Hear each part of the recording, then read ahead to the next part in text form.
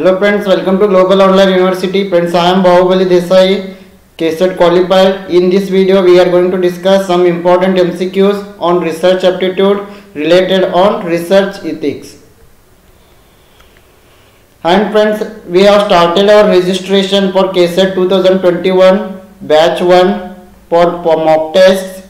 The registration has been started on Global Online University app and also on our paid WhatsApp group. All the best for all the aspirants. Friends, ನೀವು ನಮ್ಮ KSET 2021 40 mock test batch ಗೆ ನೀವು global online university app ಮೂಲಕ register ಮಾಡ್ಕೊಳ್ಬಹುದು. ಅದೇ ರೀತಿ ನೀವು ನಮ್ಮ ಪೇಡ್ ವಾಟ್ಸಪ್ ಗ್ರೂಪ್ನ ಮೂಲಕನೂ ರಿಜಿಸ್ಟ್ರೇಷನ್ ಆಗಬಹುದು. Friends, here we are providing you 40 mock tests for your paper 1 preparation, and friends, these mock tests are very helpful to boost your preparation level and to assess your preparation. If you attend these 40 mock tests, I am sure you will score more than 80 in the paper 1, and these mock tests cost only 999 rupees. And if you attend these mock tests, it is very easy to clear your examination, because if you score more marks in paper 1, and it is very easy to clear. Yes, so I wish if you join all these 40 mock tests, it is very easy to clear your examination. So friends, one more important news here is ಈ 40 Mach ಟೆಸ್ಟ್ಗಳು ನಿಮಗೆ ಕನ್ನಡದಲ್ಲಿಯೂ ಕೂಡ ಸಿಗ್ತಾ ಇವೆ. ಈ 40 Mach ಟೆಸ್ಟ್ಗಳು paper 1 ಗೆ ಸಂಬಂಧಿಸಿದಂತಿವೆ. ಈ 40 Mach ಟೆಸ್ಟ್ಗಳು ನಿಮ್ಮ ಸಿದ್ಧತೆಯನ್ನು ಹೆಚ್ಚಿಸಲು ನಿಮಗೆ ತುಂಬಾ ಸಹಾಯವನ್ನು ಮಾಡ್ತವೆ. ಅದೇ ರೀತಿ ಈ 40 ಮಾಕ್ ಟೆಸ್ಟ್ಗಳ ಒಂದು ಶೆಡ್ಯೂಲ್ ಅನ್ನು ನಿಮಗೆ ನೀಡ್ತೀವಿ. ಆ ಶೆಡ್ಯೂಲ್ ಪ್ರಕಾರ ಈ 40 ಟೆಸ್ಟ್ಗಳನ್ನು ಕಂಡಕ್ಟ್ ಮಾಡಲಾಗ್ತದೆ.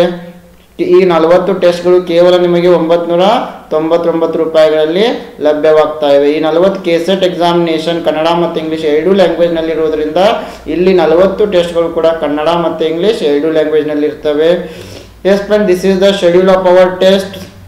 Today we completed test number 18.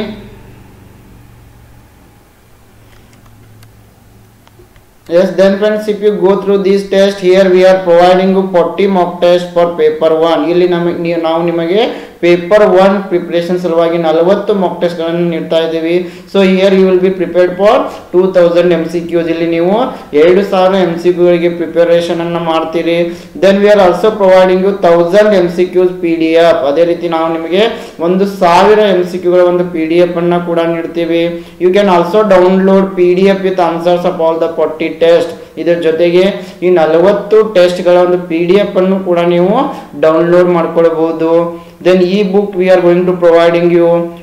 Yes, here we will provide notes on each unit. ಪ್ರತಿಯೊಂದು ಯೂನಿಟ್ ನ ಮೇಲೆ ನೋಟ್ಸ್ ಅನ್ನ ಕೂಡ ನಿಮಗೆ ನೀಡ್ತಾ ಇದ್ದೀವಿ.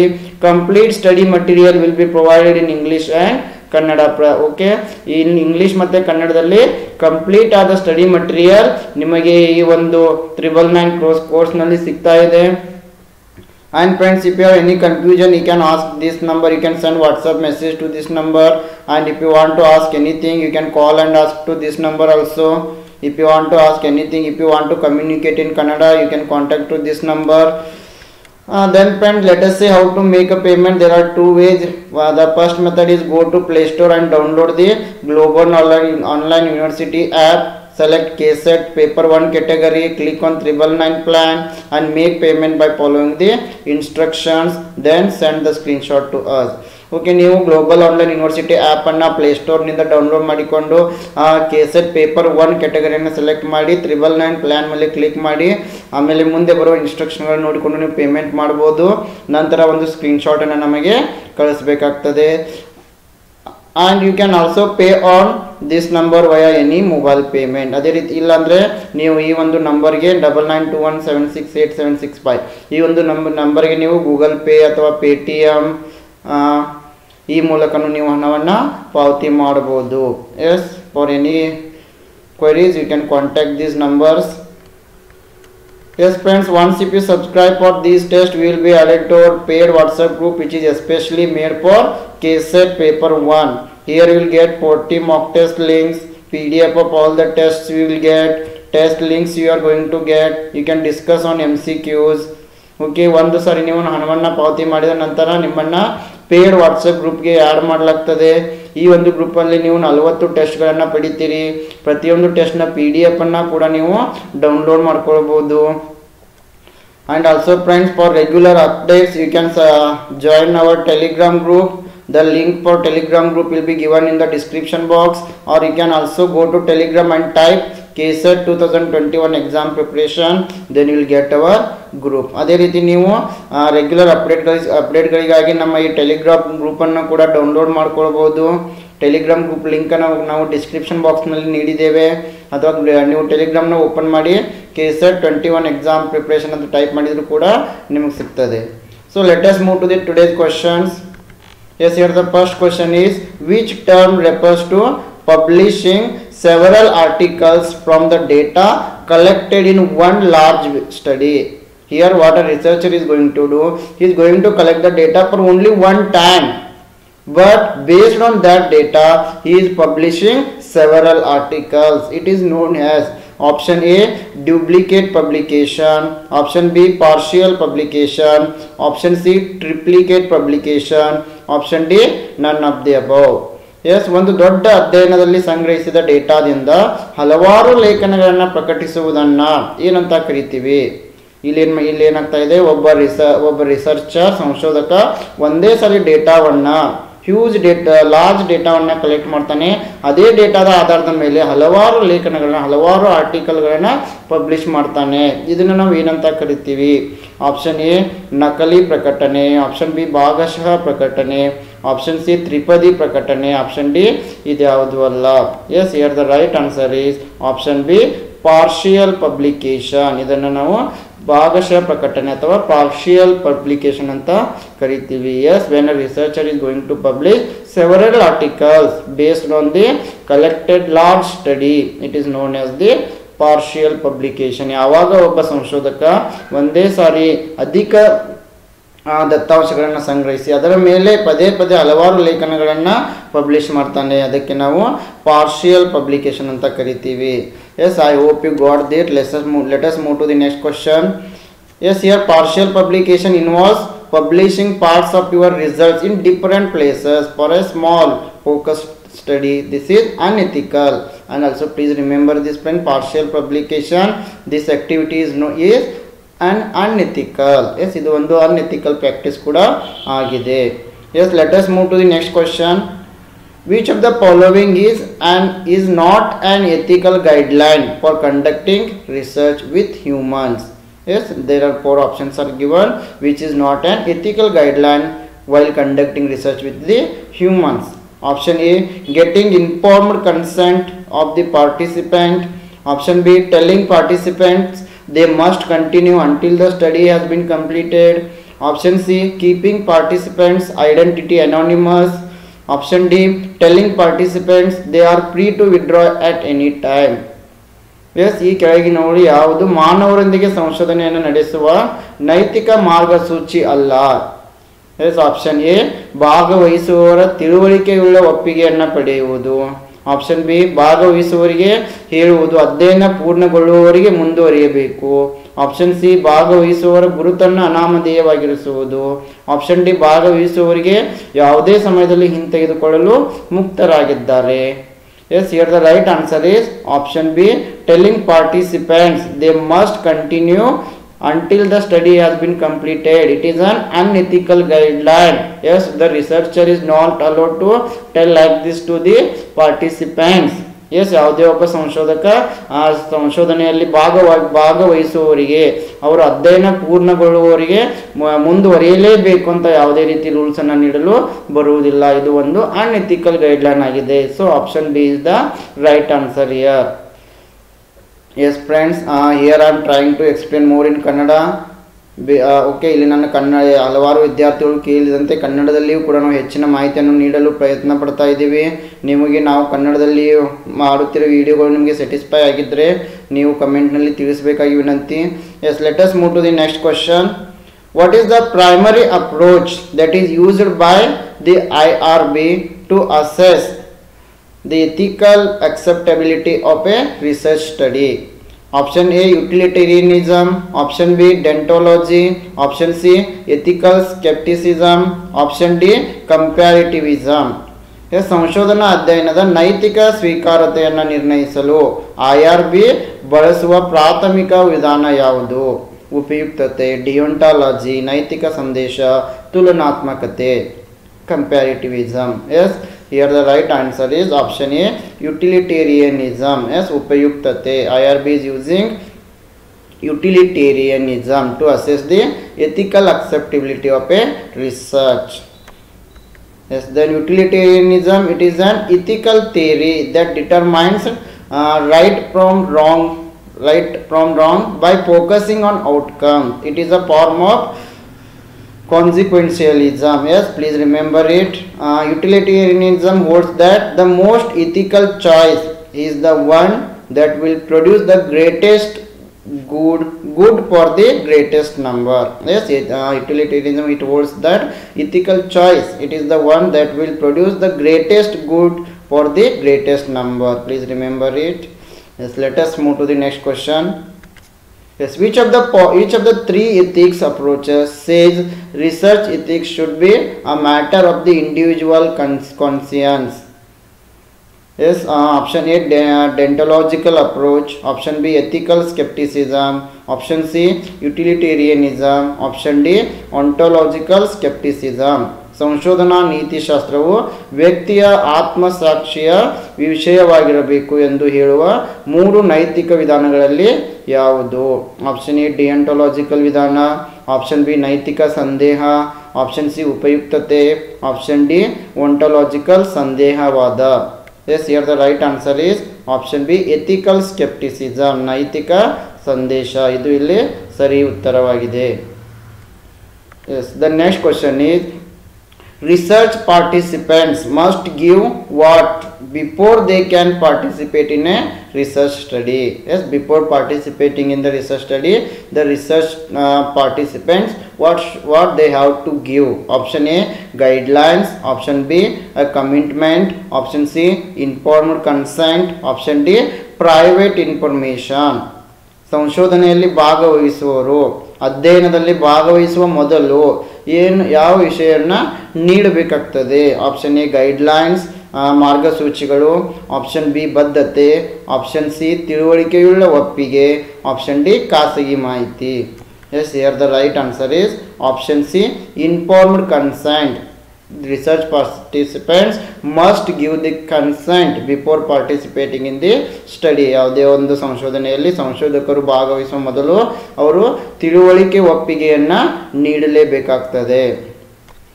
Yes, the next question is IRB is an acronym for which of the following? IRB ಅನ್ನು ಸಂಕ್ಷಿಪ್ತ ರೂಪ ಯಾವುದು?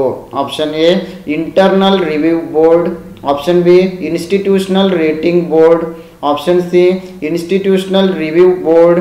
Option D, internal request board. Yes, here the right answer is option C, institutional review board. Please remember it. IRB ಅಂತಂದ್ರೆ institutional review board. Yes, see, IRB, it stands for Institutional Review Board, and it is also known as the Independent Ethics Committee. Please remember it, IEC, and it is also known as Ethical Review Board, ERB, and also Research Ethics Board, REB. Yes, it is a type of committee, and it applies in the research ethics by reviewing the methods proposed for research to ensure that they are ethical. Please remember it. Okay, IRB, it is a type of committee. It applies in the research ethics, yes, for reviewing the methods of the research and to ensure the research is ethical. And such boards are formally designated to approve, to monitor, to reject, or to review the research involving humans. And the purpose of the IRB is to assure that appropriate steps are taken to protect the rights and welfare of humans participating in the research study. Please remember it. The main purpose of the IRB is to protect the rights and welfare of the humans who are going to participate in the research study. Yes the main purpose ಏನು IRBದು ಈ ಒಂದು research ಸ್ಟಡಿಯಲ್ಲಿ ಭಾಗವಹಿಸುವ ಜನರ rights ಮತ್ತು welfare ಬಗ್ಗೆ ಕಾಳಜಿಯನ್ನು ತೆಗೆದುಕೊಳ್ಳುವುದು. Question may rise from here, please remember this sentence. Yes the next question is concerning authorship in educational research, intellectual ownership is predominantly a function of option A effort expended, option B creative contribution, option C professional position, option D level of higher education. ಶೈಕ್ಷಣಿಕ ಸಂಶೋಧನೆಯಲ್ಲಿ ಕರ್ತೃತ್ವಕ್ಕೆ ಸಂಬಂಧಿಸಿ ಆಥರ್ಶಿಪ್ಗೆ ಸಂಬಂಧಿಸಿದಂತೆ ಬೌದ್ಧಿಕ ಮಾಲೀಕತ್ವವು ಮುಖ್ಯವಾಗಿ ಇದರ ಕಾರ್ಯವಾಗಿದೆ. Option A ಪ್ರಯತ್ನ ಖರ್ಚು, ಆಪ್ಷನ್ ಬಿ ಸೃಜನಾತ್ಮಕ ಕೊಡುಗೆ, ಆಪ್ಷನ್ ಸಿ ವೃತ್ತಿಪರ ಸ್ಥಾನ, ಆಪ್ಷನ್ ಡಿ ಉನ್ನತ ಶಿಕ್ಷಣದ ಮಟ್ಟ. Yes the right answer is option B creative contribution, ಸೃಜನಾತ್ಮಕ ಕೊಡುಗೆ. Yes the next question is which of the following is a right of each participant according to the ERA? Yes, option A deception, option B utilitarianism, option C freedom to withdraw, option D participants have no rights. Yes ERA ಪ್ರಕಾರ ERA ಪ್ರಕಾರ ಕೆಳಗಿನವುಗಳಲ್ಲಿ ಪ್ರತಿಯೊಬ್ಬರು ಭಾಗವಹಿಸುವರ ಹಕ್ಕು ಯಾವುದು, ರಿಸರ್ಚ್ನಲ್ಲಿ ಭಾಗವಹಿಸುವರ ಹಕ್ಕು ಯಾವುದು ERA ಪ್ರಕಾರ? Option A ವಂಚನೆ, ಆಪ್ಷನ್ ಬಿ ಉಪಯುಕ್ತತೆ, ಆಪ್ಷನ್ ಸಿ ಹಿಂತೆಗೆದುಕೊಳ್ಳುವ ಸ್ವಾತಂತ್ರ್ಯ, ಆಪ್ಷನ್ ಡಿ ಭಾಗವಹಿಸುವರಿಗೆ ಯಾವುದೇ ಹಕ್ಕುಗಳಿಲ್ಲ. Yes the right answer is option C. The people who are participating in the research, they can withdraw at any time. ಯಾವುದೇ ಒಂದು ಸಂಶೋಧನೆಯಲ್ಲಿ ಭಾಗವಹಿಸುವವರು ಅವರು ತಮಗೆ ಬೇಕಾದಾಗ ರಿಸರ್ಚ್ನಿಂದ ಹಿಂತೆಗೆದುಕೊಳ್ಳಬಹುದು. Yes the next question is a statistical measure based upon the entire population is called parameter, while measure based upon sample is known as. Yes, if the measure is based on entire population, it is called parameter. And what will be called if a measure based on sample? Option A sample parameter, option B inference, option C statistic, option D none of the above. Yes, ಇಡೀ ಜನಸಂಖ್ಯೆಯನ್ನು ಆಧರಿಸಿದ ಸಂಖ್ಯಾಶಾಸ್ತ್ರೀಯ ಅಳತೆಯನ್ನು ನಾವು parameter ಅಂತೀವಿ. ಹಾಗಾದರೆ ಕೇವಲ ಮಾದರಿಯನ್ನು ಸ್ಯಾಂಪಲನ್ನು ಆಧರಿಸಿದ ಅಳತೆಯನ್ನು ಏನಂತ ಕರಿತೀವಿ? ಮಾದರಿ, ನಿಯತಾಂಕ, ಅನುಮಾನ, ಅಂಕಿಅಂಶ ಇದ್ಯಾವುದು ಅಲ್ಲ. Yes, here the right answer is option C statistic. Please remember it. If statistical measure is based on the sample, then it is known as the statistic.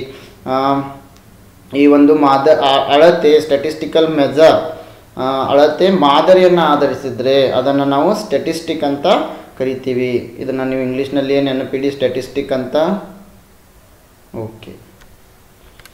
S, when we study about an event by taking a sample from the population, it is called statistic. Yes, please remember it. When we are studying about any event by taking some group by taking a sample from the whole population, then it is known as the statistic. ಯಾವಾಗ ನಮ್ಮ ಒಂದು ಸ್ಟಡಿಗೆ ನಾವು ಜನಸಂಖ್ಯೆಯಿಂದ ಇಂತಿಷ್ಟ ಮಾದರಿ ಅಂತ ಮಾತ್ರ ತೆಗೆದುಕೊಳ್ತೀವಿ, ಅದಕ್ಕೆ ನಾವು ಸ್ಟ್ಯಾಟಿಸ್ಟಿಕ್ ಅಂತ ಕರಿತೀವಿ. Yes, next question is research is not considered ethical if it, option A tries to prove a particular point, option B does not ensure privacy and anonymity of the respondent, option C does not investigate the data scientifically, option D is not of a very high standard. ಸಂಶೋಧನೆಯನ್ನು ಯಾವ ಒಂದು ಸನ್ನಿವೇಶದಲ್ಲಿ ನೈತಿಕವೆಂದು ಪರಿಗಣಿಸುವುದಿಲ್ಲ. Option A ನಿರ್ದಿಷ್ಟ ಅಂಶವನ್ನು ಸಾಬೀತುಪಡಿಸಲು ಪ್ರಯತ್ನಿಸುತ್ತಿದ್ದರೆ, option B ಗೌಪ್ಯತೆ ಮತ್ತು ಪ್ರತಿವಾದಿಯ ಅನಾಮಧೇಯತೆಯನ್ನು ಖಚಿತಪಡಿಸುವುದಿಲ್ಲವಾದರೆ, ಆಪ್ಷನ್ ಸಿ ಡೇಟಾವನ್ನು ವೈಜ್ಞಾನಿಕವಾಗಿ ತನಿಖೆ ಮಾಡಿಲ್ಲವಾದರೆ, ಆಪ್ಷನ್ ಡಿ ಇದು ಉನ್ನತ ಗುಣಮಟ್ಟದಾಗಿಲ್ಲದಿದ್ದರೆ.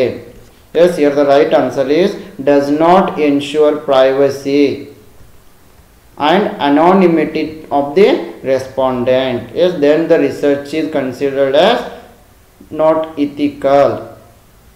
Yes, okay. ಯಾವಾಗ ನಾವು ಸಂಶೋಧನೆ ನೈತಿಕವನ್ನು ಪರಿಗಣಿಸುವುದಿಲ್ಲ ಅಂತಂತಂದರೆ ಅದು ರಿಸರ್ಚರ್ನ ಅಥವಾ ರೆಸ್ಪಾಂಡೆಂಟ್ಸ್ನ ಗೌಪ್ಯತೆ ಮತ್ತು ಪ್ರತಿವಾದಿಯ ಅನಾಮಧೇಯತೆಯನ್ನು ಖಚಿತಪಡಿಸಲಿಲ್ಲ ಅಂತಂತಂದರೆ. S. The next question is, which of the following ideas is not associated with the stance of situation ethics? Option A, anything goes. Option B, the end justifies the means. Option C, no choice. Option D, all of the above. ಪರಿಸ್ಥಿತಿ ನೀತಿಯ ನಿಲುವಿನೊಂದಿಗೆ ಈ ಕೆಳಗಿನ ಯಾವ ವಿಚಾರಗಳು ಸಂಬಂಧಿಸಿಲ್ಲ? Option A, ಏನು ಬೇಕಾದರೂ ಹೋಗುತ್ತದೆ. ಆಪ್ಷನ್ ಬಿ, ಅಂತ್ಯವು ಸಾಧನಗಳನ್ನು ಸಮರ್ಥಿಸುತ್ತದೆ. ಆಪ್ಷನ್ ಸಿ, ಯಾವುದೇ ಆಯ್ಕೆ ಇಲ್ಲ. ಆಪ್ಷನ್ ಡಿ, ಮೇಲಿನ ಎಲ್ಲವೂ. Yes, here the right answer is option D, all of the above. Yes, all of the above ideas are not associated with the stance of situation ethics. ಈ ಮೇಲಿನ ಎಲ್ಲವೂ ಕೂಡ ಪರಿಸ್ಥಿತಿಯ ನೀತಿಯ ನಿಲುವಿನೊಂದಿಗೆ ಸಂಬಂಧವನ್ನು ಹೊಂದಿಲ್ಲ. Yes, the next question is, one of the preoccupations of quantitative researchers is with generalization, which is a sign of option A, external validity. Option B, internal reliability. Option C, external reliability. Option D, internal validity. ಪರಿಮಾಣಾತ್ಮಕ ಸಂಶೋಧಕರ ಮುಂದಾಲೋಚನೆಗಳಲ್ಲಿ ಒಂದು ಸಾಮಾನ್ಯಕರವಾಗಿದೆ. ಇದು ಯಾವುದರ ಸಂಕೇತವಾಗಿದೆ? Option A, ಬಾಹ್ಯ ಸಿಂಧುತ್ವ. Option B, ಆಂತರಿಕ ವಿಶ್ವಾಸಾರ್ಹತೆ. ಆಪ್ಷನ್ ಸಿ, ಬಾಹ್ಯ ವಿಶ್ವಾಸಾರ್ಹತೆ. ಆಪ್ಷನ್ ಡಿ, ಆಂತರಿಕ ಸಿಂಧುತ್ವ. Yes, here the right answer is option A, external validity. Yes, one of the preoccupations of quantitative researchers is with generalization. It is a sign of external validity. ಪರಿಮಾಣಾತ್ಮಕ ಸಂಶೋಧಕರ ಮುಂದಾಲೋಚನೆಗಳಲ್ಲಿ ಒಂದು ಸಾಮಾನ್ಯೀಕರಣವಾಗಿದೆ. ಇದು ಬಾಹ್ಯ ಸಿಂಧುತ್ವ, ಎಕ್ಸ್ಟರ್ನಲ್ ವ್ಯಾಲಿಡಿಟಿಯ ಒಂದು ಸಂಕೇತವಾಗಿದೆ. Yes, the next question is, which form of reasoning is the process of drawing specific conclusion from a set of premises? Yes, when we are drawing a conclusion, specific conclusion from set of premises, then it is known as option A, rationalism. Option B, inductive. Option B, deductive reasoning. Option C, inductive reasoning. Option D, probabilistic. ಒಂದು ಗುಂಪಿನ ಆವರಣದಿಂದ ನಿರ್ದಿಷ್ಟ ತೀರ್ಮಾನವನ್ನು ತೆಗೆದುಕೊಳ್ಳುವ ಪ್ರಕ್ರಿಯೆಯು ಯಾವ ಪ್ರಕಾರದ ತಾರ್ಕಿಕ ಕ್ರಿಯೆಯಾಗಿದೆ? Option A, ವೈಚಾರಿಕತೆ. ಅನುಮಾನಾತ್ಮಕ ತಾರ್ಕಿಕ ಕ್ರಿಯೆ. ಪ್ರಚೋದಕ ತಾರ್ಕಿಕ ಕ್ರಿಯೆ. ಸಂಭವನೀಯ. Yes, here the right answer is option C, inductive reasoning. Yes, when we are drawing a specific conclusion from set of premises, it is known as the inductive reasoning. ಒಂದು ಗುಂಪಿನಿಂದ ನಿರ್ದಿಷ್ಟ ತೀರ್ಮಾನವನ್ನು ಯಾವಾಗ ತೆಗೆದುಕೊಳ್ತೀವಿ ಅದಕ್ಕೆ ನಾವು ಏನಂತೀವಿ? ಪ್ರಚೋದಕ ತಾರ್ಕಿಕ ಕ್ರಿಯೆ ಅಂದರೆ inductive reasoning. It is better to remember in English only. Yes, the next question is, has the value of one variable is increasing, the value of second variable is also increasing, then the correlation coefficient will be. Yes, when the two variables are moving in the same direction. For example, supply and price. When price increases, supply also increases. Okay, option A positive, option B negative, option C 0, option D none of the above. ಯಾವಾಗ ಒಂದು ವೇರಿಯೇಬಲ್ನ ಮೌಲ್ಯ ಹೆಚ್ಚಾದರೆ ಎರಡನೇ ವೇರಿಯೇಬಲ್ನ ಮೌಲ್ಯವು ಕೂಡ ಹೆಚ್ಚಾಗುತ್ತದೆ. ಇದನ್ನು ನಾವು ಏನಂತ ಕರಿತೀವಿ? ಎಸ್, ಧನಾತ್ಮಕ, ಋಣಾತ್ಮಕ, ಶೂನ್ಯ ಯಾವುದು ಅಲ್ಲ. Yes, the relation is positive because both the variables are moving in a same direction. Then it is known as the positive correlation coefficient. ಅದಕ್ಕೆ ನಾವು ಧನಾತ್ಮಕ ಸಹ ಸಂಬಂಧ ಅಂತ ಕರಿತೀವಿ, ಸಂಬಂಧದ ಗುಣಾಂಕ ಅಂತ ಕರಿತೀವಿ. Yes, the next question is, a researcher conducted 3 experiments with 100 subjects, each following uniform design instead of one experiment with 300 subjects. This is known as option A, replication. Option B, manipulation. Option C, observation. Option D, validation. ಸಂಶೋಧಕರು 300 ವಿಷಯಗಳೊಂದಿಗೆ ಒಂದು ಪ್ರಯೋಗದ ಬದಲು ಏಕರೂಪದ ವಿನ್ಯಾಸವನ್ನು ಅನುಸರಿಸಿ 100 ವಿಷಯಗಳೊಂದಿಗೆ 3 ಪ್ರಯೋಗಗಳನ್ನು ನಡೆಸ್ತಾರೆ. ಇದನ್ನು ಏನಂತ ಕರಿತೀವಿ? ಪುನರಾವರ್ತನೆ, ಕುಶಲತೆ, ವೀಕ್ಷಣೆ, ಕ್ರಮಬದ್ಧಗೊಳಿಸುವಿಕೆ. Yes, it is known as the validation. ಇದನ್ನು ನಾವು ಕ್ರಮಬದ್ಧಗೊಳಿಸುವಿಕೆ ಅಂತ ಕರಿತೀವಿ. Yes, when a researcher conducting 3 experiments with 100 subjects. Yes, subject each following uniform design instead of one experiment with 300 subjects. It is known as the validation. Yes, ಇಲ್ಲಿ ಸಂಶೋಧಕರು ಏನು ಮಾಡ್ತಾ ಇದ್ದಾರೆ, 300 ವಿಷಯಗಳೊಂದಿಗೆ ಒಂದು ಪ್ರಯೋಗದ ಬದಲು ಏಕರೂಪ ವಿನ್ಯಾಸವನ್ನು ಫಾಲೋ ಮಾಡಿ 100 ವಿಷಯಗಳೊಂದಿಗೆ 3 ಪ್ರಯೋಗಗಳನ್ನು ನಡೆಸ್ತಾ ಇದ್ದಾರೆ. ಇದನ್ನು ನಾವೇನಂತೀವಿ, validation, ಕ್ರಮಬದ್ಧಗೊಳಿಸುವಿಕೆ. Yes friends, this is about our today's session. Once again I would like to remind you about our KSET test series 2021. Here we are providing you now 40 mock tests. ಇಲ್ಲಿ ನಾವು 40 mock test ಗಳನ್ನು ನೀಡ್ತಾ ಇದ್ದೀವಿ. 1000 MCQs will provide you. 1000 MCQ ಗಳ PDF ಅನ್ನು ನೀಡ್ತೀವಿ. You can download PDF with answers of all 40 tests. ಈ 40 test ಗಳ PDF ಅನ್ನು ನೀವು ಡೌನ್ಲೋಡ್ ಮಾಡ್ಕೊಳ್ಬಹುದು. ಈ book we are providing notes on each unit. ಪ್ರತಿಯೊಂದು ವಿಷಯದ ಮೇಲೆ ಶಾರ್ಟ್ ನೋಟ್ಸ್ ಅನ್ನು ನೀಡ್ತಾ ಇದ್ದೀವಿ. All these are available only at ₹999. ಎಲ್ಲ ಸೌಲಭ್ಯಗಳು ಕೇವಲ ನಿಮಗೆ 999 ರೂಪಾಯಿಗಳಲ್ಲಿ ಲಭ್ಯವಾಗ್ತಾ ಇವೆ. If you have any queries you can ask this 2 numbers. ನಿಮಗೆ ಏನಾದರೂ ಸಮಸ್ಯೆಗಳಿದ್ದರೆ ಈ 2 ನಂಬರ್ಗೆ ನೀವು ಕಾಂಟ್ಯಾಕ್ಟ್ ಮಾಡ್ಬೋದು. To this number you can send WhatsApp message. To this number you can call and ask. If you want to communicate in Kannada you can contact this number. ಕನ್ನಡದಲ್ಲಿ ಏನಾದರೂ ಕೇಳೋದಿದ್ರೆ ನೀವು ಈ ನಂಬರ್ಗೆ ಕೇಳಬಹುದು. ಎಸ್ ಫ್ರೆಂಡ್ಸ್, ಆ್ಯಂಡ್ ಹಿಯರ್ ಹಲವಾರು ವಿದ್ಯಾರ್ಥಿಗಳು ನಮಗೆ ಕನ್ನಡದಲ್ಲಿಯೂ ಕೂಡ ಮಾಕ್ ಟೆಸ್ಟ್ಗಳನ್ನು ನೀಡಿ, ಕನ್ನಡದಲ್ಲಿಯೂ ಕೂಡ ವಿಡಿಯೋಗಳನ್ನು ಮಾಡಿ ಅಂತ ರಿಕ್ವೆಸ್ಟ್ ಮಾಡಿದಂತೆ ನಾವು ಕನ್ನಡದಲ್ಲಿಯೂ ಕೂಡ ಅಧಿಕ ಮಾಹಿತಿಯನ್ನು ನೀಡಲು ಪ್ರಯತ್ನವನ್ನು ಪಡ್ತಾ ಇದ್ದೀವಿ. ನಾವು ಕನ್ನಡದಲ್ಲಿ ಮಾಡ್ತಾ ಇರುವ ಈ ವಿಡಿಯೋಗಳು ನಿಮಗೆ ಲೈಕ್ ಆಗಿದ್ದರೆ ಕಮೆಂಟ್ನಲ್ಲಿ ದಯವಿಟ್ಟು ತಿಳಿಸಿ. ಇದು ನಮಗೆ ಹೆಚ್ಚಿನ ವಿಡಿಯೋಗಳನ್ನು ನೀಡಲು ಅನುಕೂಲವಾಗ್ತದೆ. And friends, we are also providing 60 mock tests on paper 1 for your upcoming UGC NET 2021. Here also we are giving you complete course with theory plus with MCQs. E-book also we are providing you.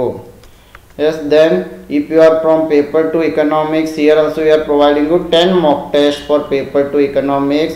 These 10 tests will cover your entire syllabus. Here also you can download PDF with answers. Important MCQs notes will provide you only at ₹999. Yes, if you subscribe at a time for both paper 1 and paper 2, we will give you some discount also. You can contact these numbers for discount. Yes, ನೀವು paper 1 ಮತ್ತು paper 2 ಎರಡಕ್ಕೂ subscribe ಆದರೆ ಡಿಸ್ಕೌಂಟನ್ನು ಕೂಡ ನಿಮಗೆ ನೀಡಲಾಗ್ತದೆ. And also we are providing 10 mock tests on paper 2 English literature. Yes, these will cover entire syllabus. PDF with answers, important MCQs notes we are providing you only at ₹999. You can join this. You can contact this number to join for paper 2 English literature. Yes, I wish all the best for all the KSET aspirants. If you like our video and if you want mock test, if you want more lectures on paper 1, you can subscribe to Global Online University YouTube channel. Thank you. And we are providing you mock tests on both in English and also in Kannada for KSET. And for UGC NET we are providing you in English and also in Hindi. For Northeast set we are providing you in English. For MS set we are providing in English and also in Marathi. Thank you.